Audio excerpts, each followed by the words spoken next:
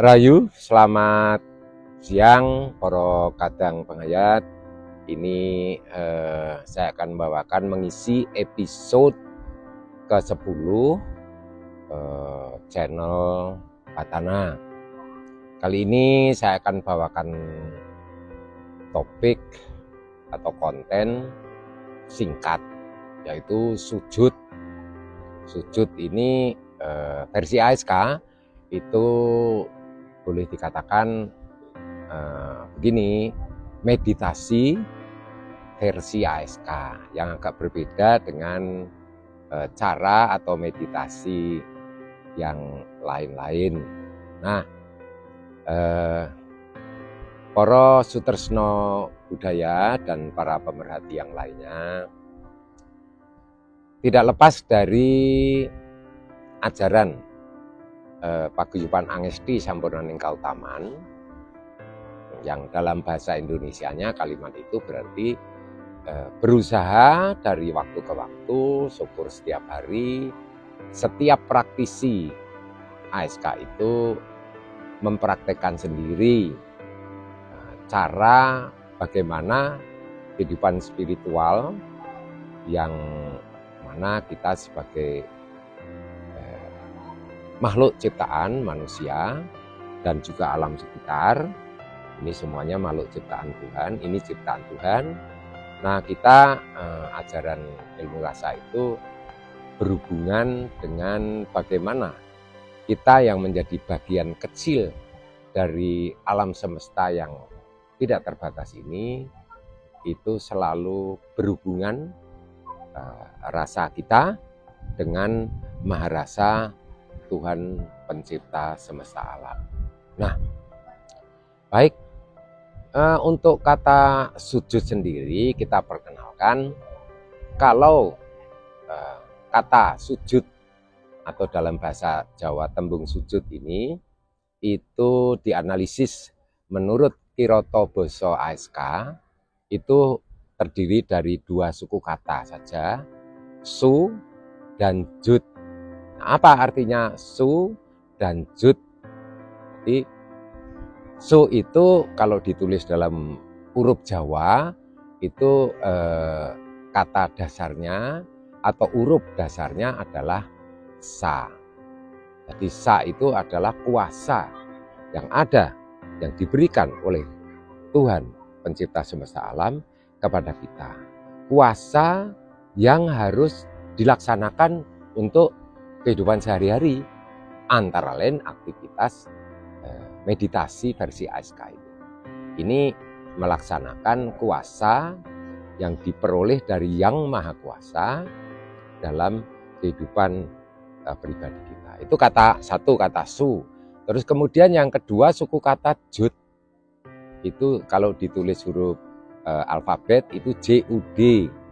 Tapi ditulis dengan huruf Jawa bunyinya jo, terus kemudian di suku, terus kemudian do, itu di pangku. Artinya suku kata jud ini adalah melepas bebaskan. Melepas bebaskan itu ngujo, dan itu dilaksanakan betul. Apa sih melepas bebasan? Dari segala keterikatan yang sifatnya duniawi. Itu baru bunyi ju. Terus apa? Lah, do ini yang di pangku.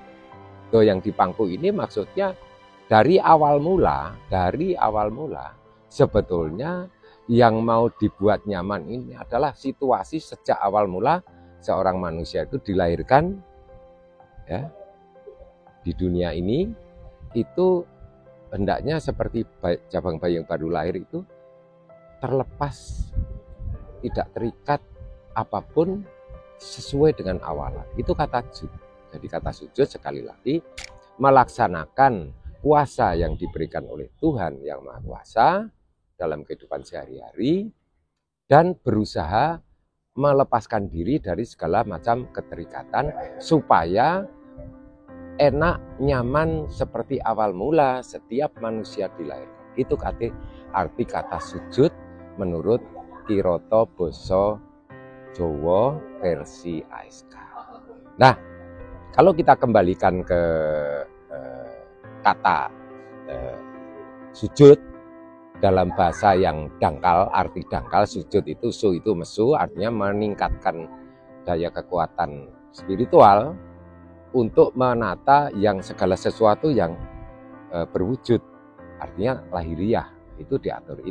Itu arti dangkal. Arti dalamnya seperti tadi, melaksanakan puasa oleh karena diberikan kuasa oleh Tuhan Yang Maha Kuasa, kemudian segala sesuatu itu kegiatan untuk membebaskan diri dari segala keterikatan, seperti pada waktu seorang bayi baru dilahirkan, itu kata sujud kirata basa.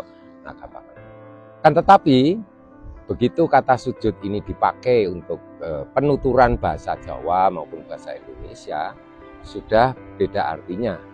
Jadi kirata basa ASK berbeda dengan pelajaran mempelajari bahasa Jawa dengan huruf Jawa, itu linguistik aspeknya. Tetapi di kita lebih dari itu, makna arti kata sujud ini lebih mendalami, mencari makna arti yang filosofis, tapi sekaligus dalam keterkaitannya, keterhubungannya dengan menghubungkan always on dengan Tuhan Maha Rasa, pemberi kehidupan, pencipta kehidupan.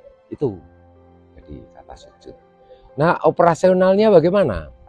Ya, biasanya para praktisi yang nanti akan saya cantumkan, saya rangkumkan testimoni-testimoni dalam satu buku khusus, bahwa dengan sujud ini antara lain kita akan menggapai kehidupan spiritual, ya, menggapai kehidupan spiritual yang semakin tinggi semakin sempurna. Nah, ini nanti saya kemaskan, saya rangkum dalam satu buku yang sekarang sedang saya tulis. Ini kata sujud ada di situ. Nah, ini membutuhkan latihan-latihan. Sama seperti meditasi pada umumnya, itu satu, pada saatnya kita harus tetap fokus, ya, memusatkan pikiran kita.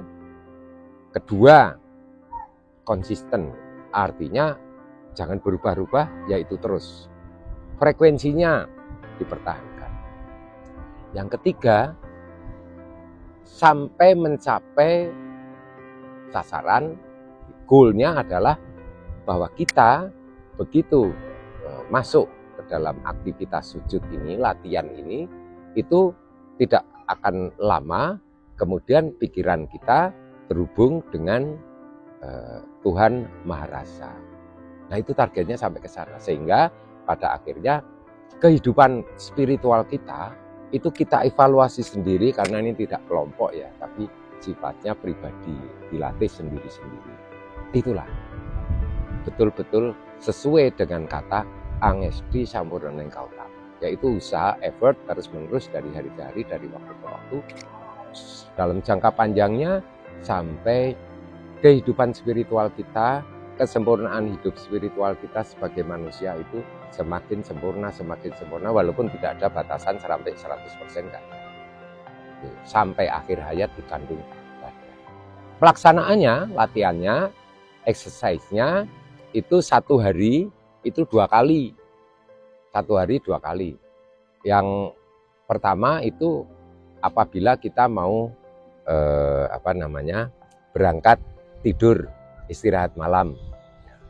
Itu untuk mengawali itu cukup 10-15 menit pakai penanda waktu.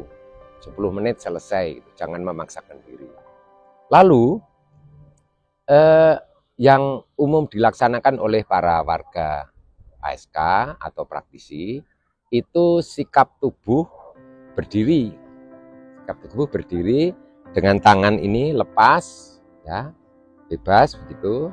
Kemudian mata jangan ditutup rapat, ya. Semuanya ke panca indera, ke 5 indera yang ada di dalam tubuh kita itu tetap bisa berhubungan dengan dunia luar.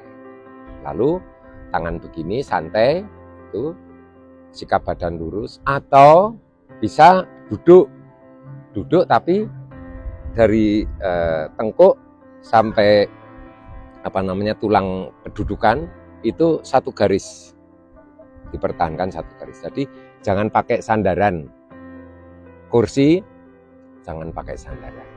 Waktunya kami biasanya ya sebelum sekitar jam 00 lah, sekitar jam 00. Syukur kalau di luar seperti ini outdoor malam hari, kalau tidak hujan atau di dalam ruangan. Yang penting kita terhubung selalu dengan rasa angin alam semesta, dengan rasa api alam semesta kalau siang hari, kemudian dengan rasa tanah yang kita injak di bumi, kemudian dengan rasa air ya yang ada di alam semesta, terus rasa hidup kita, rasa hidup dalam seluruh tubuh. Nah, ini 5 rasa pada episode yang lalu sudah. Nah begitu, lalu tangan santai tadi, kemudian ini sama dengan meditasi yang lain, konsentrasikan pada inhale, menghirup nafas, kemudian exhale, mengembus nafas. Tapi untuk pertama kali, untuk mengembus nafas jangan pakai mulut, tetap pakai exhale-nya atau hembus nafasnya pakai hidung.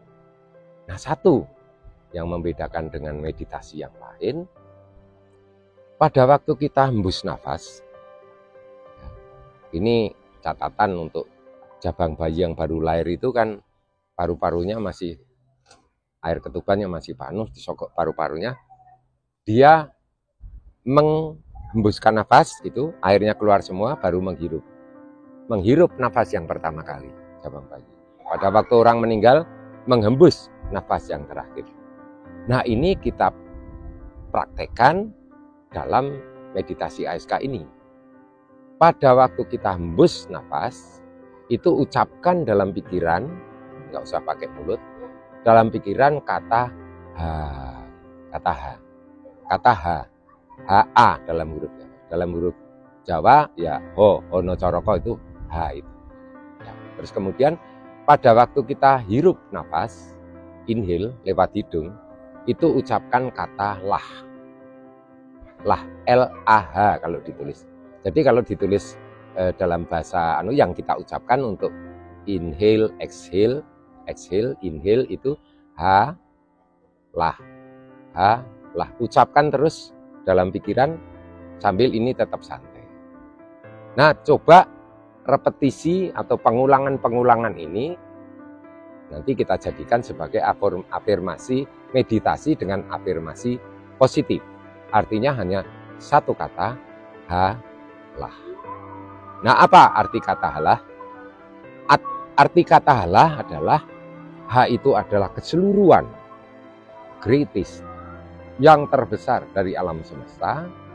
Ada kekuatan dan tenaga dari Tuhan pencipta alam semesta, itu kita hembuskan. Sama kalau orang meninggal tuh, ini kembali ke alam semesta, itu kata ha. Nah, untuk itu, lalu yang kedua, lah. Lah itu L-A-H, itu artinya apa? Masuk. Itu masuk semua yang kasar, yang wujud-wujud, yang negatif-negatif, yang jahat, yang buruk, pokoknya yang negatif, itu masuk.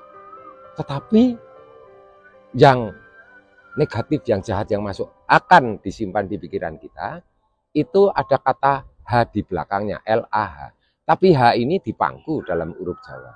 Sehingga kata lah adalah segala sesuatu, artinya segala sesuatu yang negatif, yang buruk, yang jahat, yang menindas dan sebagainya, itu akan bertransformasi menjadi suatu kecerdasan. H dipangku tidak bisa, karena tidak ada yang bisa memangku alam semesta kecuali Tuhan, lalu berubah menjadi kecerdasan. Sehingga pada waktu kita exhale, H itu alam semesta, semuanya dikembalikan ke Maharasa alam semesta. Pada waktu kita inhale, hirup nafas, itulah artinya segala sesuatu yang ada di alam semesta yang sifatnya negatif akan bertransformasi menjadi kecerdasan. Diharapkan dengan mempraktekkan kalau sudah rutin itu seperti itu. Jadi termasuk pikiran-pikiran kita yang jahat, suka menuduh orang, suka membenci orang, itu akan berubah menjadi satu kecerdasan. Sehingga nanti di dalam tutur kata kita, di dalam tindakan kita, itu menjadi lebih cerdas, lebih bijaksana. Nah itu, jadi sekali lagi saya ulangi, hembus nafas itu H, tarik nafas itu lah, terus lah, terus, dan seterusnya. 10 sampai 15 menit, cukup. Tapi jangan lupa pada saat dimulai, mohon tuntunan atau bimbingan dari Tuhan Yang Maha Esa untuk latihan ini, semoga dibimbing sampai akhirnya selesai latihan dengan sukses tanpa halangan apapun. Ya ini sepertinya sepele, tapi lakukanlah. Sehari sekali latihan itu 10-15 konsisten. Nah pada waktu yang saya rasakan dan teman-teman itu pada umumnya menit-menit ke-10 dan seterusnya itu terjadi yang namanya ada dua. Satu itu distraksi. Apa atau maksudnya distraksi? Distraksi pada waktu kita sudah in gitu, sudah in trance gitu, pikiran kita kadang-kadang dibelokkan dari afirmasi positif lah itu lalu dibelokkan ke afirmasi positif, dibelokkan ke objek-objek meditasi yang lain. Nah itu mengganggu. Tetap fokus, tetap mohon tuntunan Tuhan. Fokus pada Allah. Terus fokus terus di situ. Nah, kemudian yang kemungkinan kedua, nah ini dibelokkan, dilatih nanti lama-lama akan hilang. Distraksi ini namanya. Jadi pembelokan objek meditasi. Yang kedua, itu yang akan terjadi adalah refleks, gerak refleks tubuh ini. Kan tadinya begini santai, tapi pada waktu sudah sudah terbiasa gitu, melatih diri, sudah frekuensinya sudah banyak, itu akan terjadi gerakan tangan atau kaki ataupun kepala itu secara spontan. Wong kita tadi niatnya diem kok, mencari ketenangan, tapi bergerak. Itu di luar kendali otak. Sebetulnya itu hal yang biasa. Karena kita tidak terlatih untuk untuk sikap tertentu, diem, mengheningkan cipta, mengheningkan pikiran, lalu terjadi gerak. Dan ini di luar kendali otak kita. Itu biasa. Lama-lama juga akan berakhir. Nah ini hal-hal yang mungkin terjadi. Nah pada waktunya latihan gitu, mau tidur juga, tadi ya yang pertama. Kemudian bangun dari tidur itu 10-15 menit. Mereka yang rajin, yang konsisten, itu akan cepat memperoleh manfaat dari sujud versi ASK atau meditasi versi ASK. Nah inilah bedanya dengan pasujudan atau meditasi pada umumnya. Jadi kita hanya satu tujuan kita, angesti sampurnaning keutamaan, yaitu berusaha terus-menerus ya setiap hari seperti ini, latihan seperti ini. Ya. Jadi jangan disengaja untuk begini, nggak ada. Lepas bebas, nanti akan bergerak dengan sendiri. Nah ini afirmasi positifnya H dan lah saja. Terus menerus. Nah banyak nanti di dalam buku lebih lanjut saya analisa dari sisi psikologi bagaimana, dari sisi fisiologi bagaimana, kesehatan untuk manfaat untuk tubuh bagaimana. Nanti yang bisa dibaca aja di buku. Nah, gitu. Terus kemudian manfaat-manfaat lain. Ada satu catatan bahwa satu dengan yang lainnya itu tidak sama, karena si pelaksana sujud ASK ini adalah pribadi yang berbeda-beda. Jadi tidak ada pukul rata harus sama, tidak ada target, karena kita adalah pendidikan kepribadian, jadi individu sekali. Jadi di dalam paguyuban pun tidak ada standar ya, karena memang ASK ini bukan semata-mata penghayat kepercayaan, beliefs, tidak, tetapi adalah sekaligus pengembangan dengan eksperimen yang tubuh kita sendiri menyadari diri, kemudian Kita sebagai makhluk ciptaan itu bagaimana memprioritaskan hidup dan kehidupan di dunia. Itu arti kata sujud atau meditasi versi Pangesti Sampurnaning Kautaman. Nanti apabila ada request atau pertanyaan bisa disebutkan di dalam channel ini. Oke, itu dulu. Saya pikir nanti kita sambung episode berikutnya dari Pangesti Sampurnaning Kautaman. Selamat siang, Rahayu.